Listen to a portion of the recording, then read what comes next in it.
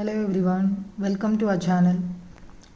So today we'll discuss on what is 1% of 10 net 30. So 1% of 10 net 30. So what is this all about? This is a term used in accounting. So what this is all about? Say many companies don't have good profit margins or higher profit margins, and they also don't have surplus amount of money to run the business.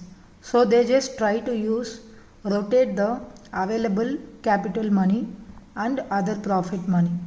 So for this they use this 1% of 10 net 30. So what this is all about? It is like kind of deal, like whenever a person is able to pay amount which is due in 30 days, he is able to pay it in 10 days, they will be given back with 1% of discount on the fees. Say for example, a person A is taking a service or buying a product, okay, so they are having a payment to be made in 30 days period. So that is the agreement for the deal. But if they are able to pay the amount within 10 days, so this 10 implies the 10 days. Okay, so the 30-day deal amount is going to be paid within 10 days, means that person A will be offered a 1% of discount. So why the companies do this?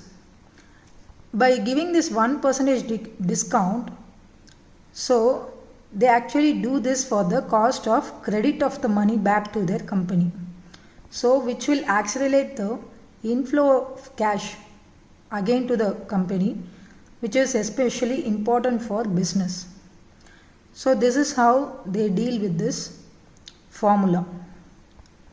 So how it can be calculated, like say a person has to pay 1,000 rupees in 30 days. If they are going to pay this within 10 days, they will be offered with 1% discount. So the total amount will be like 990 rupees. Few companies, what they will do, they will adjust the bill for 990, or else they take the payment of 1,000 and they actually pay back the 1% of amount to the buyer. So this is how the deal goes. Hope you all got an idea of how this terminology is used in accounting field. Hope to see you all soon on our next video. Bye guys.